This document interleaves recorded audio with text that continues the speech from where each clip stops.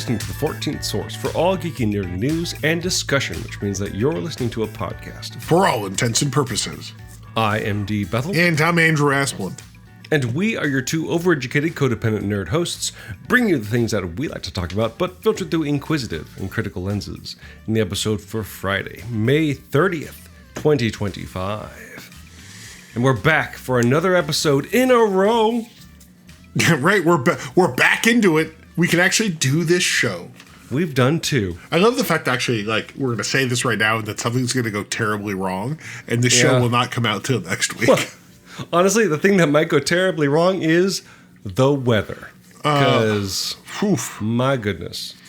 I feel bad. I complain about the weather. I'm like, oh, it's so hot in Seattle. And it is. But then I look at, like, I actually have Sacramento on my phone weather app. Oh, thank you. I had to go and check, like, how's my buddy doing? And you're as hot as a GPU playing a intense video game. Hey, I'm just here to give you the best graphics as I can offer. Do you want performance mode or graphics mode? Anyway, we're here to we go through this every year. Like, weather is relative. It's going to get hot where you are. Sure, it's not going to be as hot, maybe, I mean, depending on the day, as it is where I am. But it's still, let me check the scientific language here, fucking hot. So, and it's just getting earlier in the year, I would say. It does feel that way. And yours is, so, just asking, yours is a dry heat normally? Or is it actually, you have some, like, swampy river shit. Yeah, I'm in a river nexus. Right. Yeah, it's great. So you get double the fun. I'm getting the upstate New York experience here, which is great. What do you call it? The lake effect. The lake effect. Yeah, it sucks. It sucks. Humidity is not fun. But I wanted to, since I've been inundated with heat, I've been granted time to reflect. And I've talked a bit about the video game Indiana Jones and the Great Circle. And I feel like I haven't really talked too much about details other than like, it was a fun Indiana Jones romp.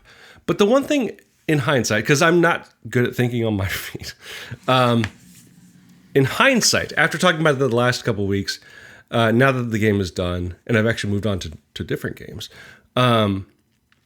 the one thing that really stood out to me is that Indiana Jones and the Great Circle, despite being an adventure game, like I talked about last week, a first-person adventure game, which in itself is kind of unique, I was really struck by how big the game is.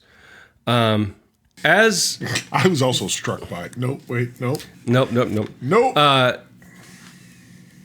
As one would expect, you kind of glow pop throughout the game, and every time you travel between places, at least in the narrative, we get the map with the red line drawing the... Oh, a classic. Yeah.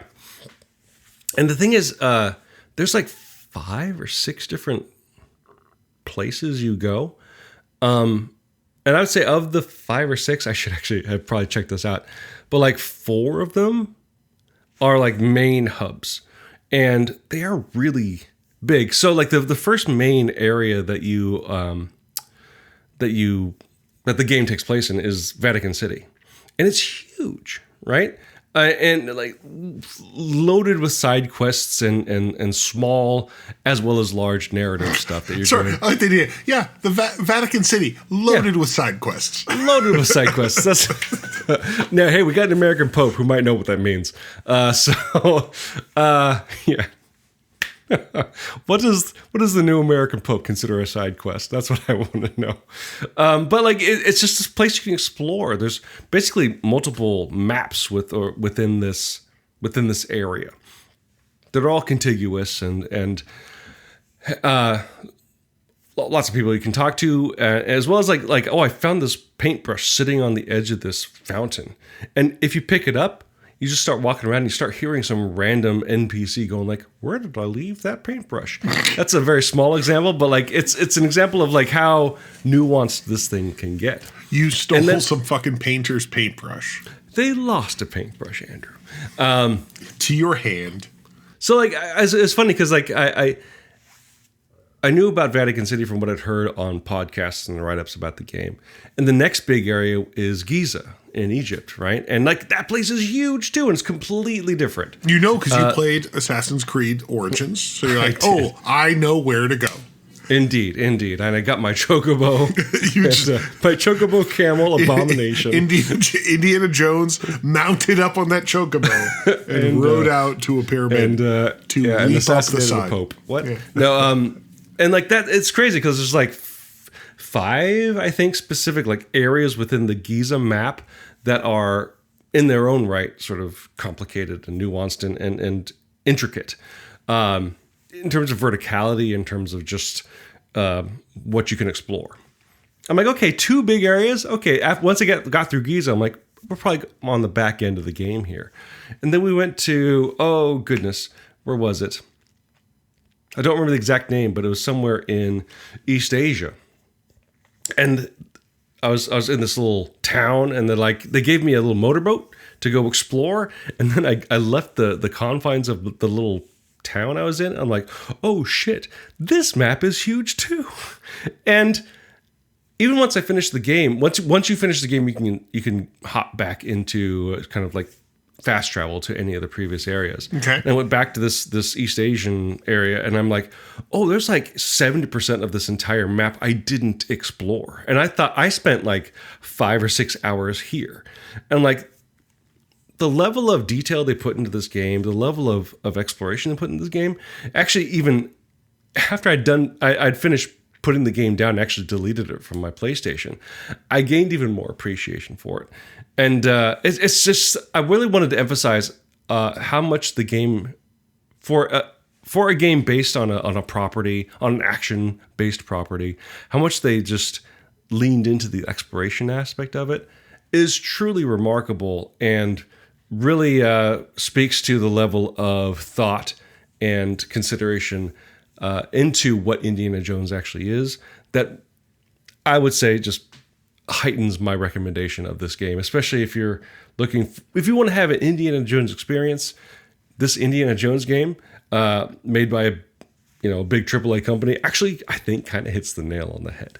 So Indiana Jones and the Great Circle, lots of fun exploration, and I mean, I think the biggest selling point is that it's got Tony Todd in it, and that's all you need to know. Tony Todd, but the best. He was not. Okay, so I'm going to tell you how time works. Sorry, that was not like. But how could he have done it? He's so dead. No, I didn't realize that. It's probably one of the last-ish. Yeah, I think it actually was like one of the very last performances he did. And so there's that. You should go pay your respects. To one up Raul Julia. Honestly, yeah, Tony Todd won in that fight.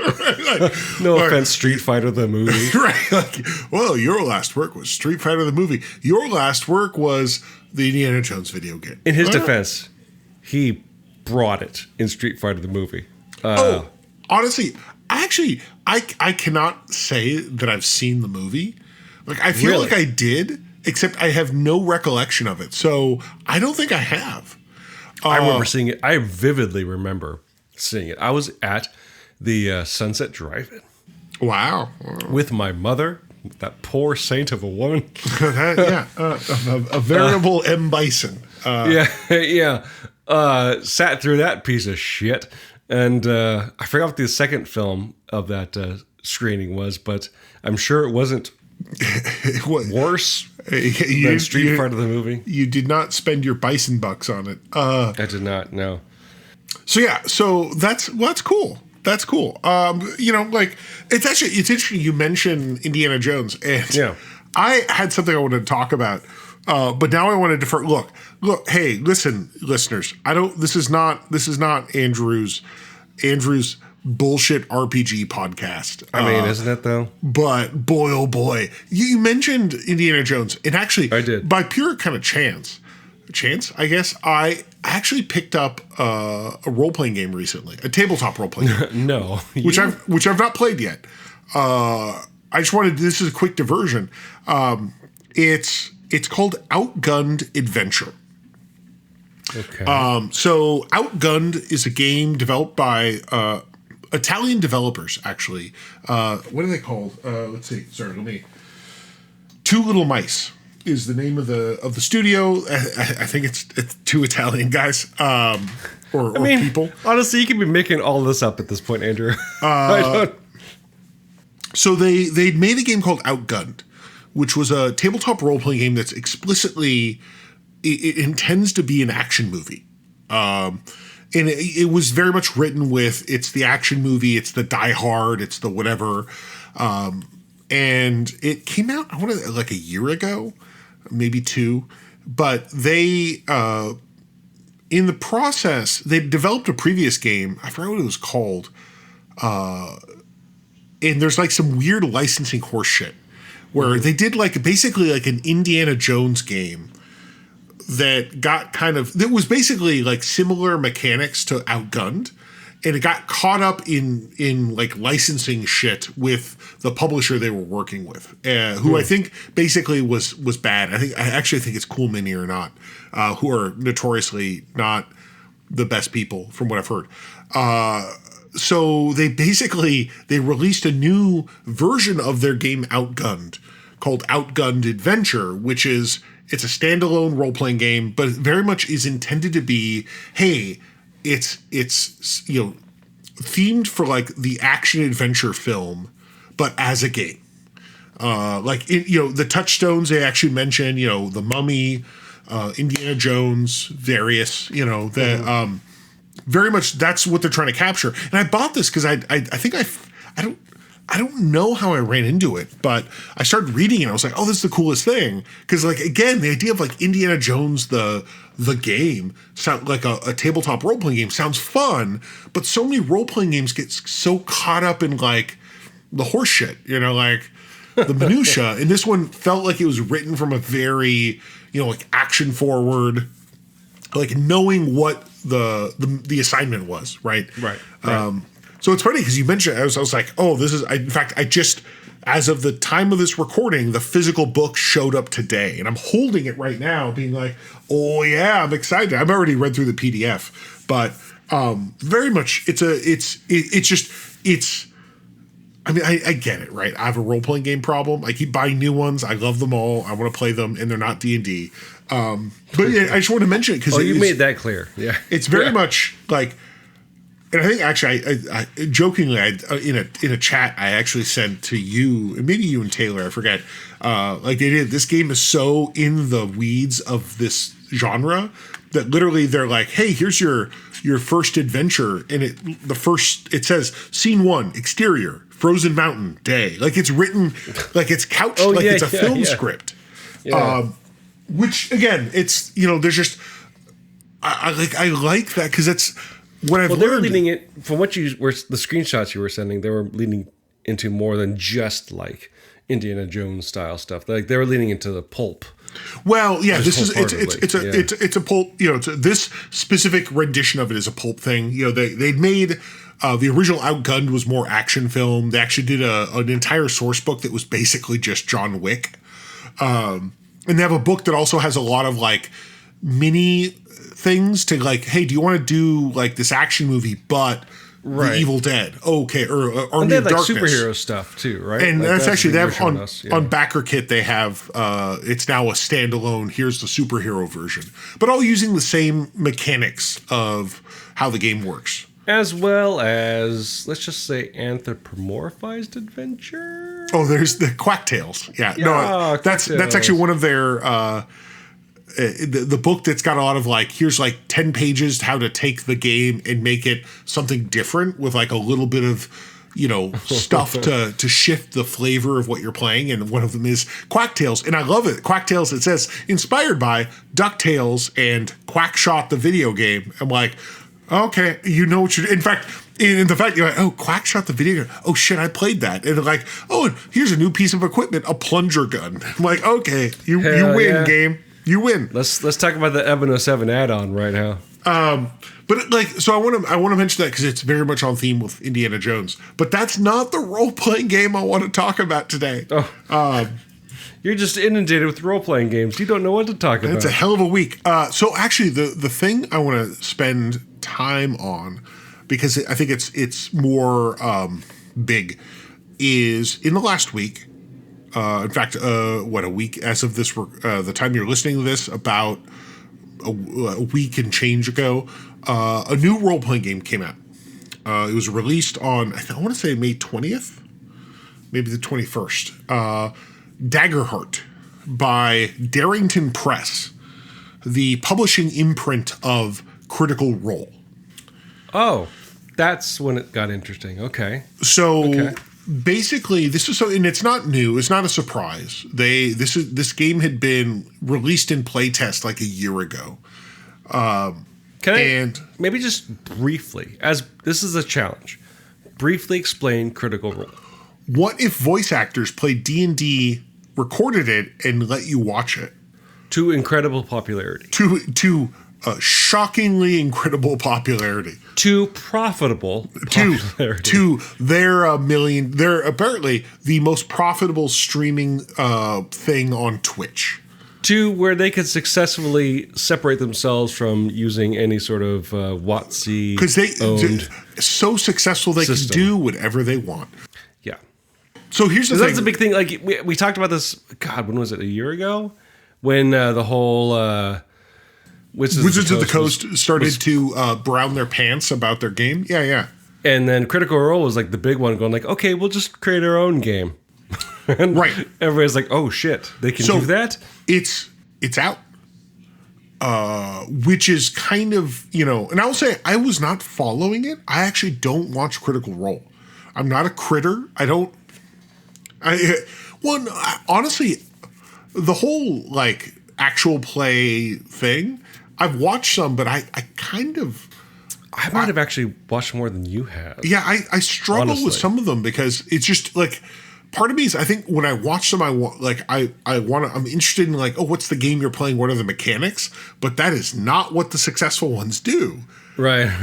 They're just playing make believe, which is fine. I mean, isn't that what we're all doing? I know. But like, you know what I'm saying? Like, I'm sitting here like, well, that's interesting. That's not how the game works, or whatever. Like, like I've watched a few where it's like we're playing this game because I want to see how the game works. But the idea of watching someone play D&D generally doesn't do it for me. You're here for the systems and like, right. You want to see someone review a game and less about like, oh, what's the story here? Which is, I think, the difference between you and I in terms of obviously where we come to tabletop role-playing game. Like I have, especially when I've been deep in the throes of drawing pages for Long John, I need stimulation. And for a while, especially like between volumes, like let's just say 3 and 4, I listened to actually a good run of actual plays and listened to. I'm not even watching stuff, like just podcasts.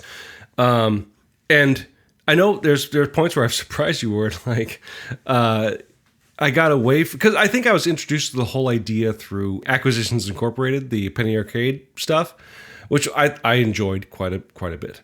And then I found avenues through other venues.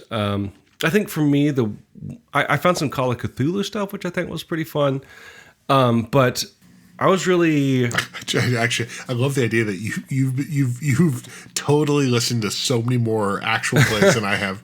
And then like through actually a game critic who was also like a DM, a guy named Austin Walker, whose work I absolutely just adore. He's a thoughtful and personable critic that has a really strong eye into how games are made, what they mean, and what they represent, without being pedantic and didactic.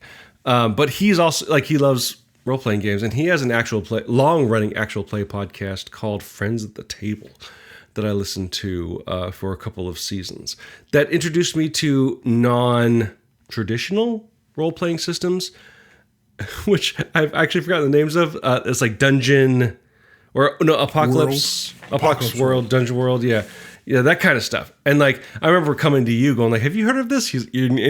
You're basically like, how have you heard of this? Right. And so And actually, I should say, Austin Walker has since created his own tabletop role-playing game called Realis that I recommend people checking out. It's in beta form, or what do they call it? Ashcan form. And he did an actual play with, for those that know video games, with the Nextlander crew, which you can find on their YouTube channel. But that's all I'll say about that. But I definitely, you and I are different here. We're like, I have actually come to actual plays for like the stories. I'm more intrigued by the tales that are told than I am by the systems, where I think you are kind of more the opposite. Right. And who knows, right? But I know, like I say that because I guess I can imagine listening to one, but the only ones I've ever tried to engage with have been like, honestly, and this is an aside I didn't intend to do. I wish more people would do like, hey, here's our game. Here's an actual play with like the pause, the interrupt of like, what just happened, right? Like that would be interesting. The guy pops like out, a director's cut. Oh, hey, he just rolled the dice. This is what, because actually, I'm going to get to this because the game I want to talk about has a little bit of this in it. So anyway, so I want to talk. So Critical Role, Matt Mercer and his team. They've been playing this game, for like a decade, I think. And they've been playing D&D various editions. They actually started, I forget the details. I think when they started Critical Role before it went public, like they played 4th edition D&D at some point. They played Pathfinder, I think, at some point, but generally it's been D&D 5th edition. And it's this very popular thing. People love it. They talk about the critters, whatever. So with the whole D&D whatnot a year ago, or a year and a half ago, I think, they'd actually already been working on their own game, but they actually announced it and they kind of tested it. So it came out, right? This game was released last week. It's called Daggerheart. Okay. I was judging the kind of generic name before when you said it first, but okay, I get where it's coming from now. Well, it's a dagger and a heart. Oh, really? How about this? Dagger Quest, Saga Heart. Actually, what I tell you is the name, I think, is actually more explicit than you think. Because it's a dagger because there's fights, and it's a heart because there's story and drama. They wanted it to have, I'm on board. like fighty stuff where like there's like a system for fights, because again, D&D, if nothing else, is a system for fights, and they realized that they wanted some of that, but they also wanted a system that incentivized like the narrative stuff that they do, the story, the relationships. So they released this game. The lead developer is Spencer Fringensen. Is it Crittenden? No, Stark, no. I think. Oh, okay. He's a failed screenwriter. No, he's not failed. But he's definitely a screenwriter, because people point out like, oh, here's this part of the book that feels like it was written by Spencer, the screenwriter, where he talks about like, the acts of your game and stuff like, oh, okay, right. Your USC education's making it work. Spencer Stark, yeah. So he's part of the greater Critical Role team. Okay. He's, I guess, their game designer. I don't know where he came into the company, but that's fine. And I think when it was announced, I don't know what people thought. I think a lot of people thought this was a cash grab. I certainly would never have given a shit about it. Because I don't watch Critical Role. Was it announced after the whole? Yes. Wizards fuck. Yeah. It sounded like a cash grab, I guess, but like more like, oh, they're actually more. I feel like it's more like, oh, they're cutting ties and let's see what they come up with, kind of thing. Which I guess technically is a cash grab, but I would be of the mind like, oh, they're actually gonna try to actually sever ties and build their own brand for like. Well, and you don't know, right? Like I don't. They very well but you can imagine a world where, hey, everyone else is like doing their own thing. We'll do our own thing too. That's just squinting. It's D&D, right? They could have done that. Right. In fact, I think some people may have expected them to do a close enough to D&D. Honestly, that's where I'm at. So, what's the verdict? Yeah, but this is actually again, I think because I assumed it was kind of like a D&D adjacent, I did not follow any of it. However, it's now... But not surprising because you're not, like, as you said, you're not a Critical Role fan or devotee. And I'm also not a D&D fan. So why would you pay attention? Right. And the only reason I started paying attention was because the role-playing game Discord / YouTube channel that I'm part of, the Discord I'm part of, but the YouTube channel, Knights of Last Call, I think I mentioned them. It's a weird dude in Ohio. Yeah, you brought them up before, yeah. But he started talking about it, like, because people said, like, "Oh, you're going to talk about this new thing?" He's like, "I'll do a first look. I'll get the PDF out. I'll flip through it." And normally when he does first looks, it's like 2 or 3 hours. He spent 6 hours on his first review. He's done. It could be good or bad. Yeah. He's done 2 6-hour things since, because as he's going through it. And he's a guy that, like, our tastes are not entirely aligned, but like, he's about our age. He has a similar game experience to me, different but similar. But seems to have probably opinions that you respect. Right. And the thing is, as he's going through it, he's like, "Oh shit, I think I really like this game." That's awesome. So yeah, it's like, again, to hear this guy who's like, opinion I respect. He's like, right. This is great. I'm listening to this podcast again. I started listening, not podcast, YouTube show. I didn't watch it live. Jesus, Andrew doesn't listen to podcasts. I didn't watch it live, but I was like, I went to watch on YouTube after, like, the day after. I'm like, holy shit, 6 hours. And as I'm going through, I'm like, oh my God, like, he's saying all the things I want to hear. So Daggerheart, I ended up buying it. Right, like, hours before it ran out of stock. So as of Saturday night, so 6 days ago, if you listen to this on release day, all of the Critical Role stores, like online stores, ran out. Because apparently physical copies, yeah. So I ordered it. I got the PDF. The books are coming, book and stuff.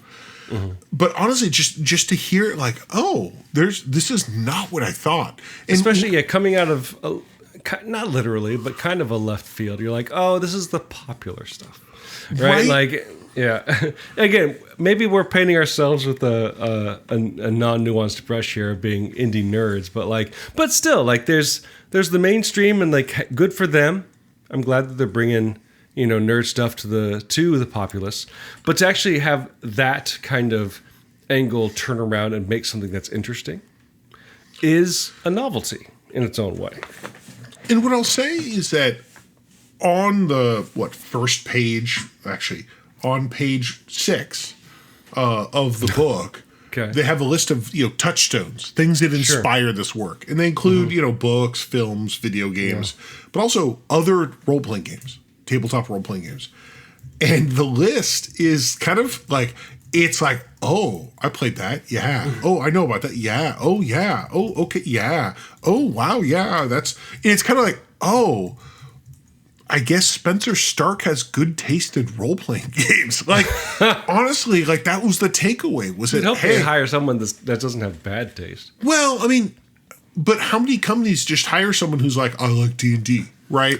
And how long have they been using D&D as their base? That's the thing. The fact that they would go with... And so here's the thing. Like, I would argue that this game, while you think you're coming into a D&D knockoff, and they do credit Dungeons & Dragons, although I will say they credit the 4th edition of Dungeons & Dragons. Interesting. Along with the 5th edition. Along with... Let's see... I'm just going to read the TTRPG inspiration or touchstone list. 13th Age from Pelgrane Press. Apocalypse Keys from Evil Hat.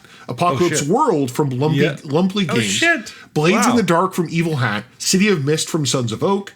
Cortex Prime from Fandom Tabletop. Cipher System from Monty Cook. Dishonored from Modifius. Dungeons & Dragons from Wizards of the Coast. Flee Mortals from MCDM Productions. For the Queen from Darrington Press. By the way, referencing your own product is Genesis from Fantasy Flight Games. That's an appeal to credibility, but yeah. Lady Blackbird from 1-7 Design. Masks, a new generation from Magpie Games. Pathfinder from Paizo Publishing. Shadowrun from Catalyst Game Labs. Wow. The Quiet Year from Buried Without Ceremony. Wow. The Wild Sea from Mythopia Game Publications. Slug Blaster from Mythopia Game Publications. Like, these games are all over the place. Honestly, I need more Slug Blaster in my life. I've not gotten into Slug Blaster yet, but I do have the Wild Sea from the same publisher. No, you still have polite company to keep.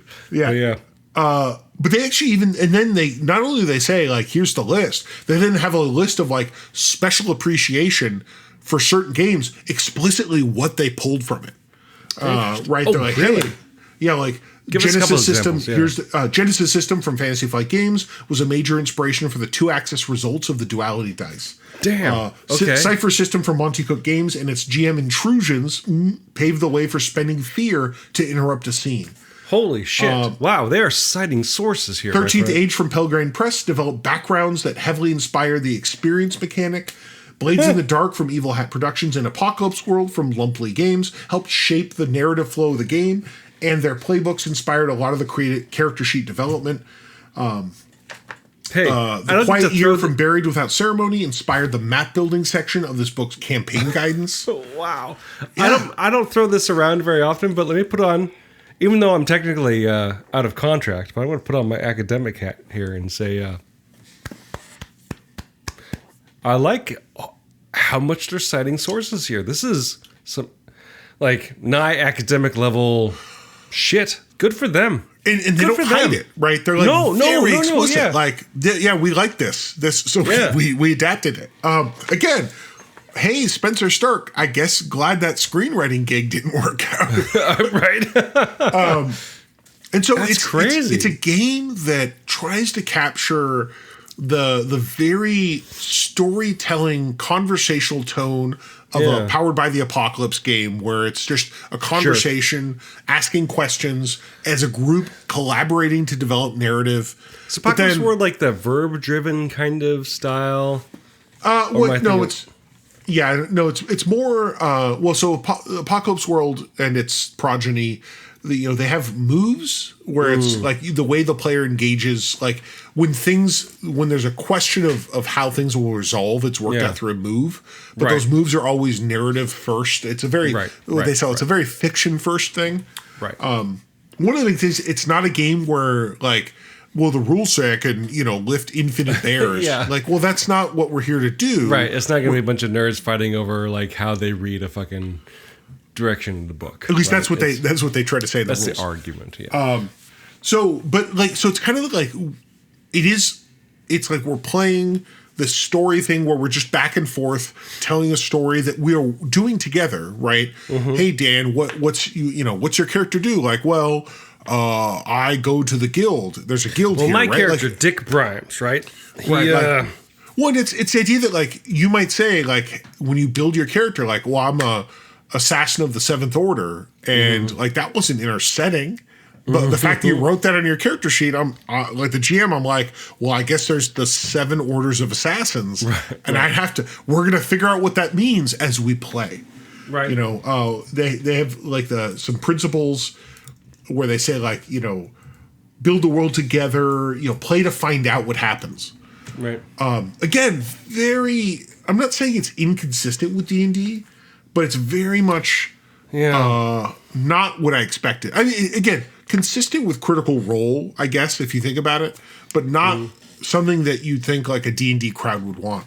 But then at the same time, while they're doing all that, they're like, oh, but we have a combat system that has like some crunch to it. So like there's something to, it's not, it's we have rules for it. It's still very narrative focused, but there's still like, oh no, I'm going to do the fucking damage, right? Like, or whatever. I'm going to cast the spell and do the big thing. Yeah. Not to bring up an academic angle to it again, but that is the one angle we can bring to the show. It's actually like the kind of stuff you're talking about when it comes to this sort of new generation of tabletop role-playing games. Reminds me of a lot of a book I read. It's a very small book, so I've read it. because I don't read big books.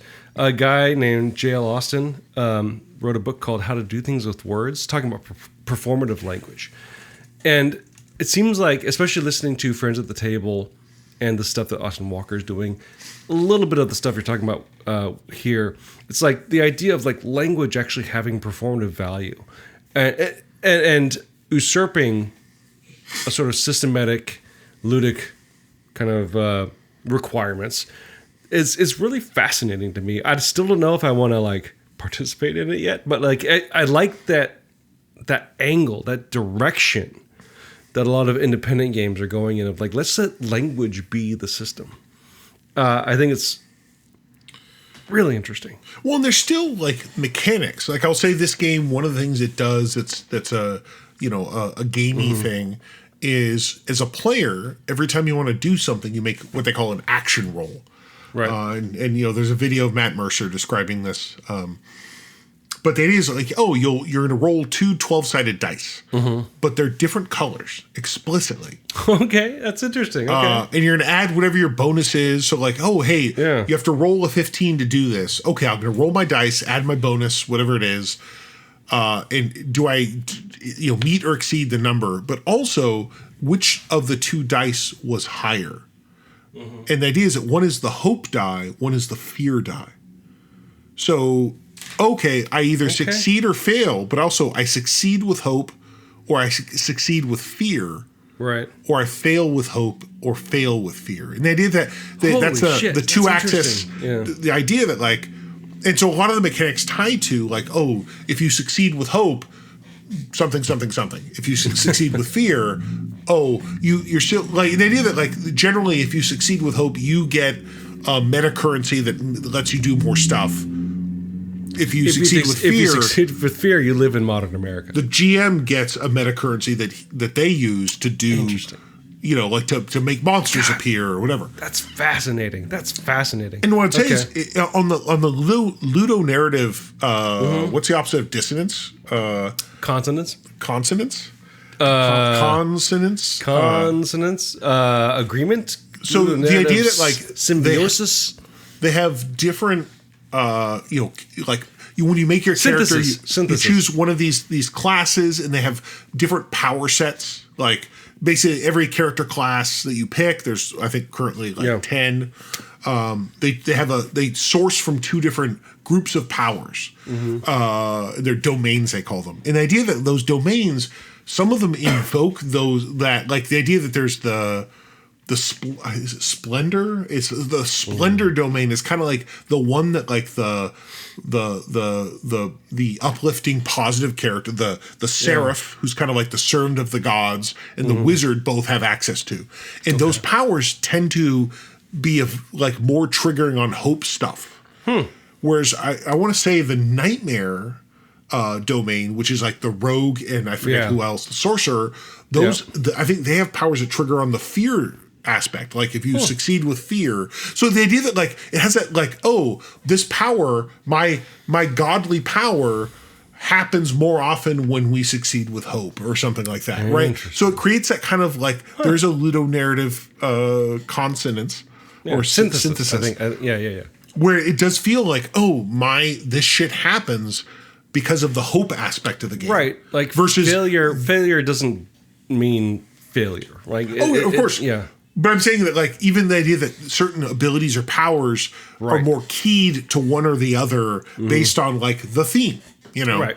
One person's failure could be another success kind of thing, right?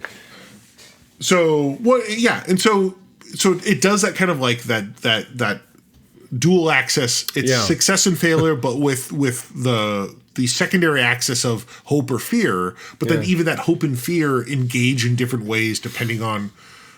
generally fear's bad. Like the GM gets benefit. That makes the story go darker. Hope is better. It's such a weird twist on things. Again, that I did not expect. Right. The last thing you expect to come from a Critical Role was a super interesting system. So did you listen to actually a playthrough or just an analysis of the system? So I only like again. It was this YouTube channel. I mean, it was 6 hours, so like something could have happened. Well, he went through and he was just again. It was kind of like watching him being like, "Oh, no, this is," because again, he's played a lot of very different role playing games, right? And he actually says like, "This is the kind of thing he likes to see," like nice. kind of like like there's a bit of a fussy mechanics. To get your like gamist vibe in, like you want to, you're playing a game, right? You want to like roll some dice and have some shot, like I'm hitting the monster, but also the very story forward, narrative first, fiction first part, but the story is the thing that matters, which is appropriate for kind of what Critical Role does, right? Like it's a performance art, and to a certain extent, to create a system that emphasizes that is logical, but not what you expect like a big property to do. Right. Well, that's the thing for me is what again surprised me was that this was a very the problem with in a lot of this like fiction first, like very story stuff, that's a Powered by the Apocalypse thing. That's Apocalypse World. That's a Dungeon World, Monster Hearts, all the game, the PB, even now Root, Avatar. The PBTA games Powered by the Apocalypse, like it's actually hard for a lot of people. I will say, like I myself, I remember getting Dungeon World 10 years ago, and I read it. I was like, I don't get it. It's a little impenetrable, yeah. Well, it's because it's when you come from this classic tradition of D&D, that stuff can be a challenge. And I think back actually a lot to even the weird way I played D&D, where I kind of grew my own fiction first-esque stuff, which is why I think it's funny that I struggle with Apocalypse World. But like I remember playing at a game where I was like, hey, someone said, oh, I'm in this, I separate from the rest of the group. Sure. And oh, hey, there's this underground city. Sure. Oh, and he's like, the player was like, was there like a bar I can go to? Yeah, there is. Okay, I go there. Okay, what does it look like? That was the question I asked. Right. And the player, I forget his name, not a friend of mine. I like the idea that I'm going to say this and one of my listeners is going to text me and be like, oh, that was Burpader because he played the game. But like that player was like confounded at the idea that I asked him to describe the bar he found. Yeah.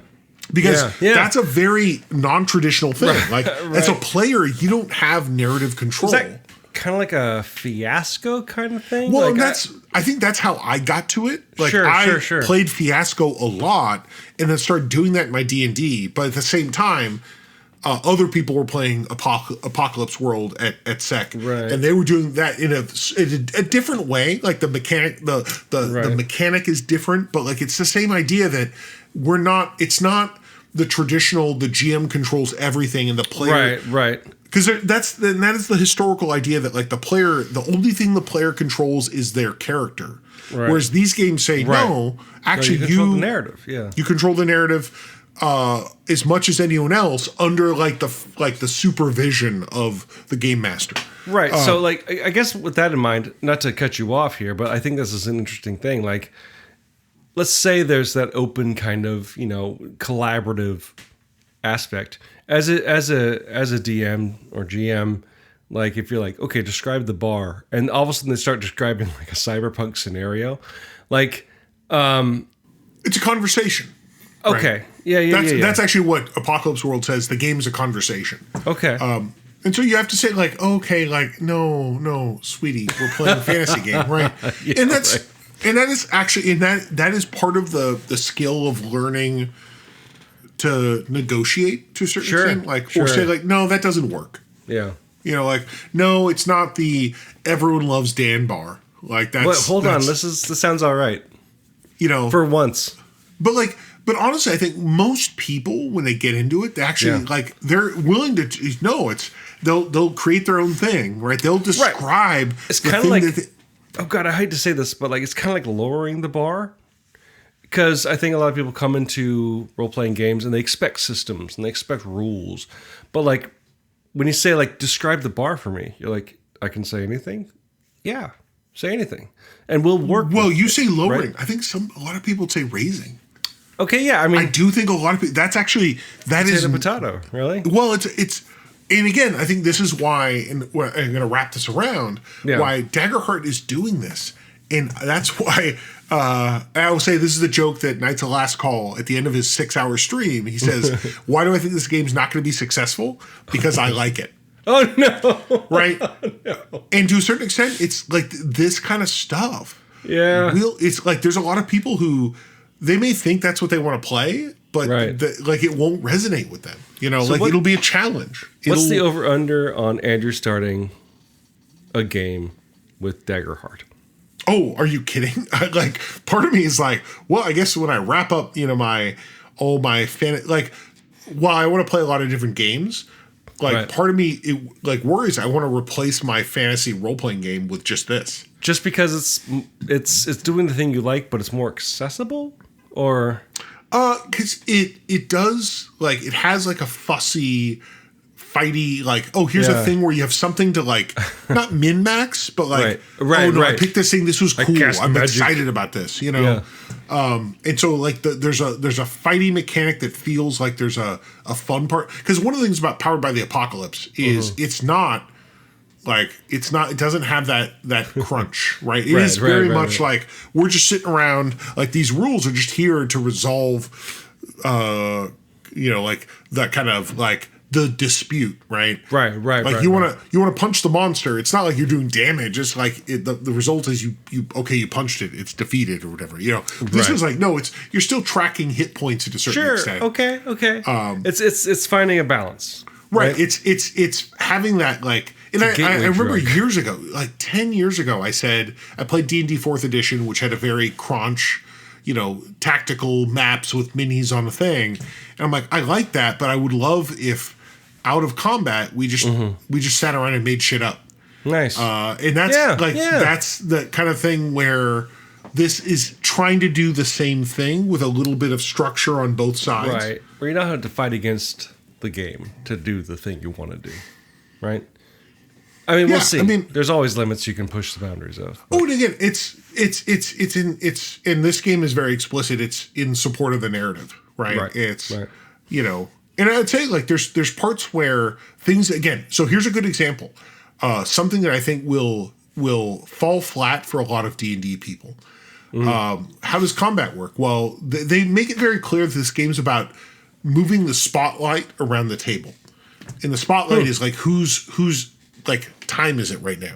Right. So and that's generally how they talk about, like, okay, we're playing the game. All right, hey Dan, the spotlight's on you. What is your character doing? You know, or you take it saying like, oh, actually, you know, Fierce McFancy Pants is going to do his thing. I don't know why that's why you named your character, but that makes a lot of sense. I like it. And so you may take it's now your table time where you're talking about what Fierce McFancy Pants is doing, and then like now we're done with that. Now it's maybe someone else takes a spotlight or the GM takes it back, and now here's how the bad guys resolve. But for combat, it's actually the same thing where, unlike a D&D, which roll for initiative, right? All right, whose turn is it now? It's like it's the same idea of, all right, who wants the spotlight here? And the way the combat works is the players, when they get it, either they start with it or they get it. Right. They have the spotlight. So you'll do an action. You'll roll your dice. If you're successful with hope, then your group keeps the spotlight, and whoever wants to do it can do it. Right. The only reason go ahead. Sorry. It only moves if you fail, or I think if you succeed with fear. At which point, then the GM can now a monster takes a turn. But also, it's not like we have to go down the list. Like, now Dan, now whoever. It's like, no, it could really be in this conflict. It is just the Dan the Barbarian show. It doesn't have to be my head goes to like a Final Fantasy game, like post like active time battle, or I guess like World of Warcraft, where there's all of a sudden like a list of like an order of operations of who this person goes, this person goes. Yeah. So the way this game, the way that I think to think about it is that everyone's fighting, doing their thing. Yeah. But it's who does the camera. Who does the director focus That's a really on? good way to think about it. Yeah. So it could be in this fight, the camera only focused on Dan and Andrew. Yeah. But there are 3 other people that were part of the group, but they didn't have this was not their fight. You know. Right. It's like where the player becomes an ability. So it's that weird thing where, again, and I think it rubs people wrong. And part of it's like, well, when's my turn? Like, well, do you want a turn? Right. You can sit back and go like, hey, I got nothing to contribute. And that's fine. It doesn't harm the gameplay, right? Yeah. That's interesting. That's really interesting. Again, it was not what I expected. And I can see, and the joke is with everything in this game, you're like, okay, this is totally for, like a critical role. In fact, there are things where it's like, what is this here for? Oh, that's for, in fact, people have joked that like, there's rules for gold. Like they don't have gold pieces. No, it's all sacks of gold, handfuls of gold, sacks of gold, and treasure chests. And you're like, what the fuck? And, except there's 10 handfuls to a sack, 10 sacks to a treasure chest. And like, what is this? Like, this game feels like it shouldn't care about that. And I saw someone who said, oh, that's because, whatever critical role person really likes tracking gold. Okay, so you have something. They gotta make a business happen, right?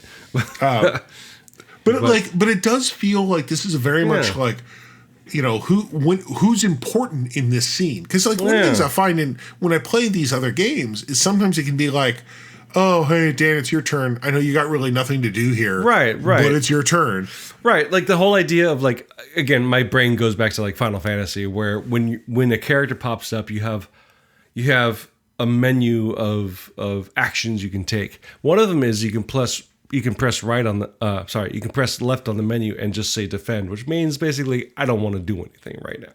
Like just to circumvent that. Like if you don't have to do anything, just don't do anything. Like let the people that have an option just do their thing, and that's fine, right? Like let people have fun. Yeah. So it is. I would say like it really.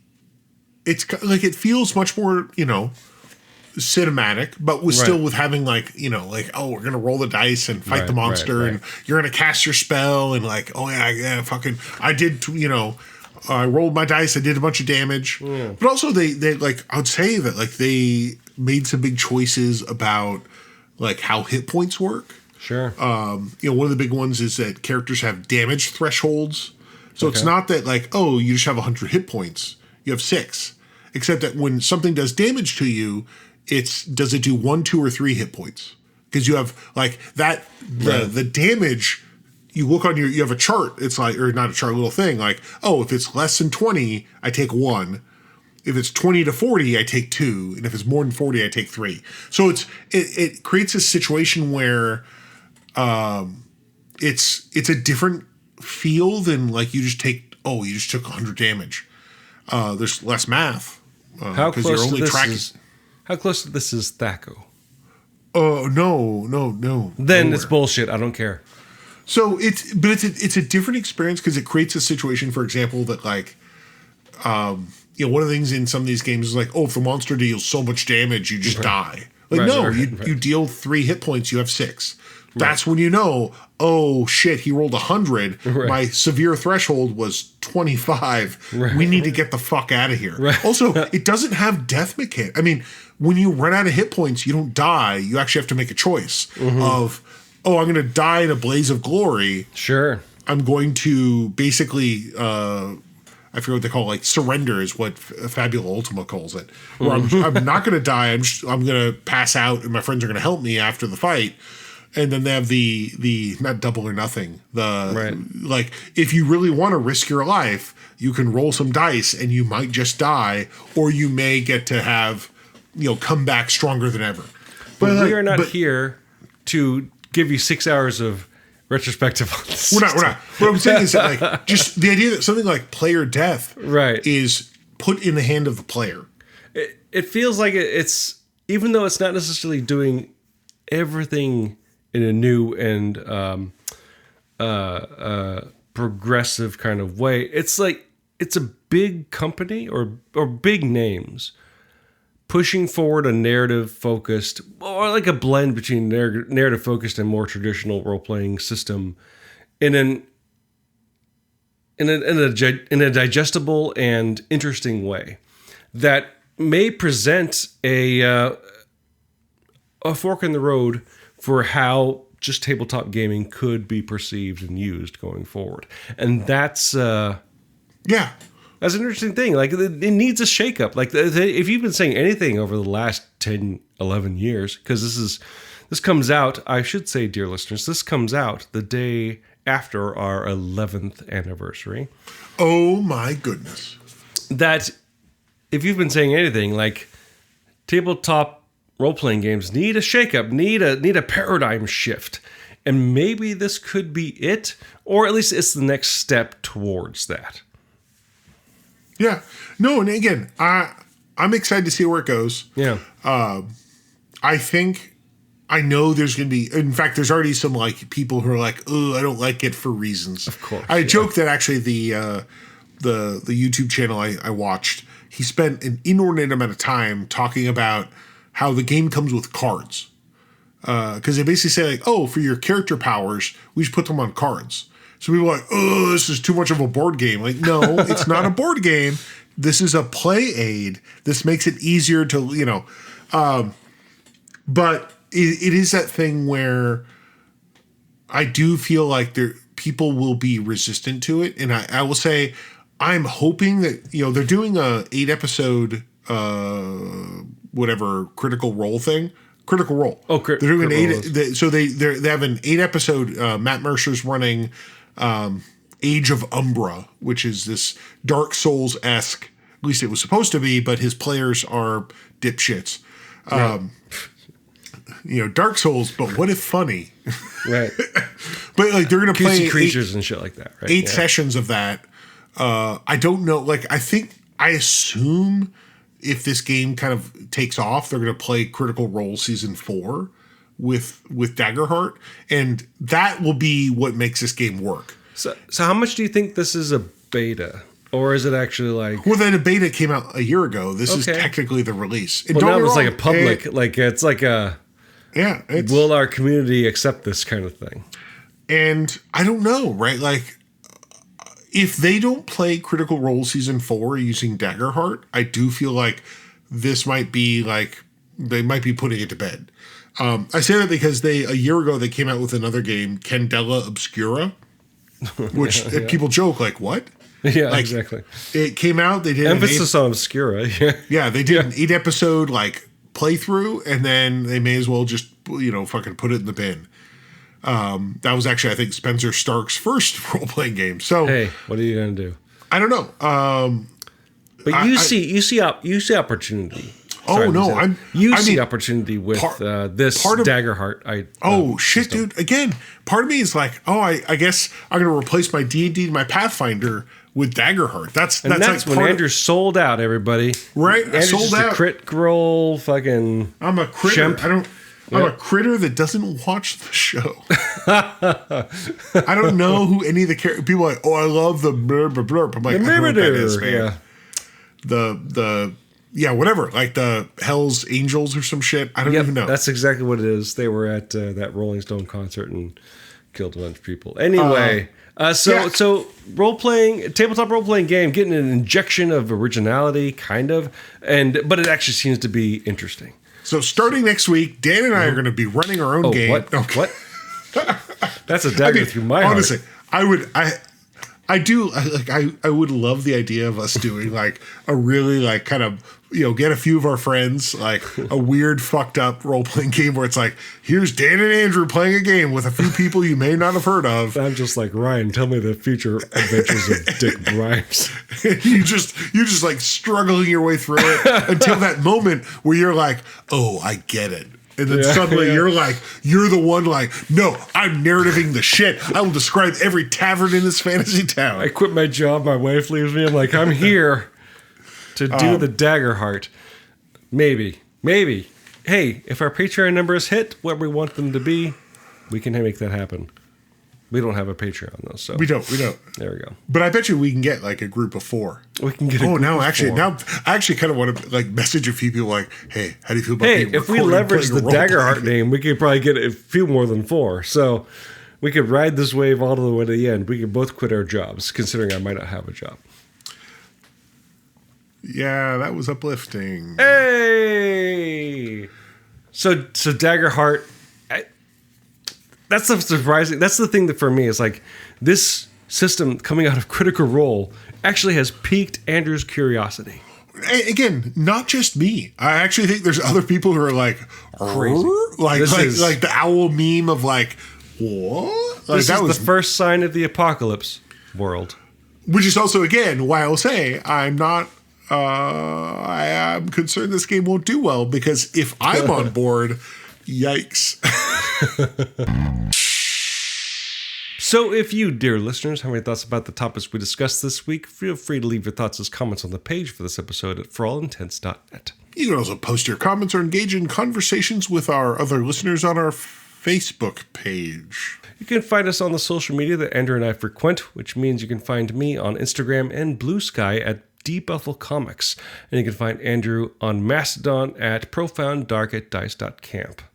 While you're at our website at forallintents.net, you can also take a look at our YouTube page, which you can find by clicking on the link in the corner that says YouTube. There you'll find this show simulcast in YouTube. If you do listen to the show on YouTube, please like and subscribe, and as people like to say, ring that bell. We use 2 tracks of music for our show. One is called Disco Medusi, the other is called District 4. They're both written and performed by Kevin MacLeod of the Clan MacLeod, immortal swordsman, graph paper enthusiast, and musician extraordinaire. You can find his music and more at incompetech.fieldmusic.io, and that's all licensed under the Creative Commons 4.0 Attribution License. If you like the show and like to help us out, the best way to do so would be to subscribe to the show using whichever podcasting service you happen to use. What would help us out even more, though, would be to leave some sort of review, whether a text review or using the proprietary metric will help spread the word to new potential listeners through the magic of algorithms.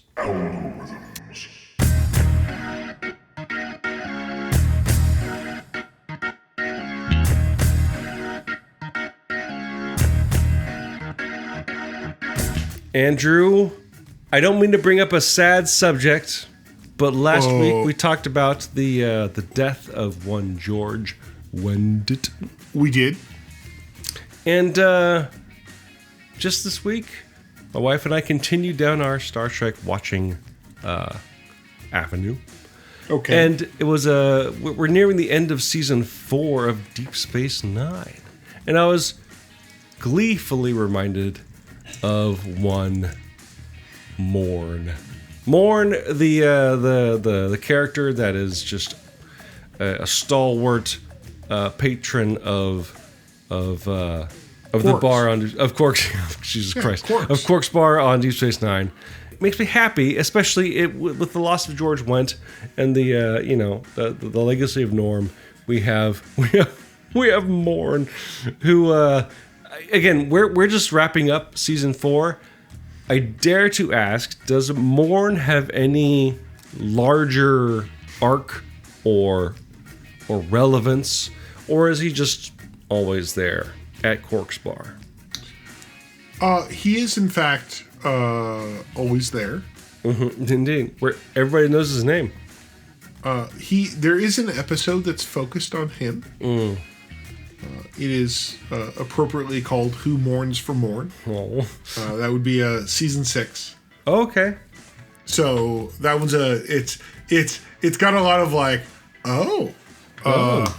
didn't know, right? Like, do we have a character coming in that's his best bud named, like, I don't know, Flick? No. Who is a space postal deliveryman? No, he does not have. There's no clip. They didn't go that far with the metaphor. That would be great, though. So until you find the space bar where you can frequent, dear listeners, I am D. Bethel. And I'm Andrew Asplund. And for all intents and purposes, that was a podcast.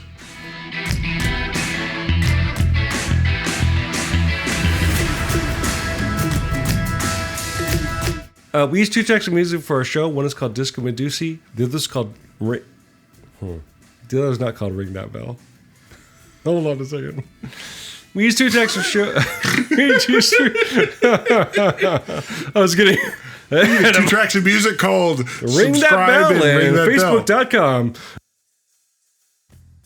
Everybody knows your space name. I'm going to turn my fan back on because holy fuck, Andrew.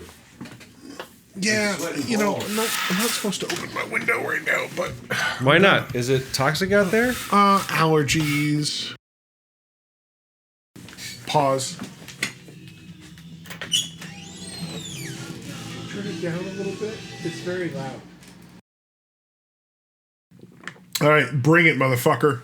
Bam! Let's clap. Let's clap, clap, clap, clap, clap. Let's clap. 1, 2, 3, 4. 1 and 2 and 3 and 4. Okay, no, we gotta. No, we have to. That's not how. Bring it down. Where's the bridge? Where's the bridge? I'm a sex machine. What? The names of our porn tapes. That's all we talked about. Which is really all we talk about anymore. Honestly. Which is surprising given that Star Trek. That's porn tapes and Star Trek. That's the name of our new show. We're rebranding. Welcome to Porn Tapes and Star Trek.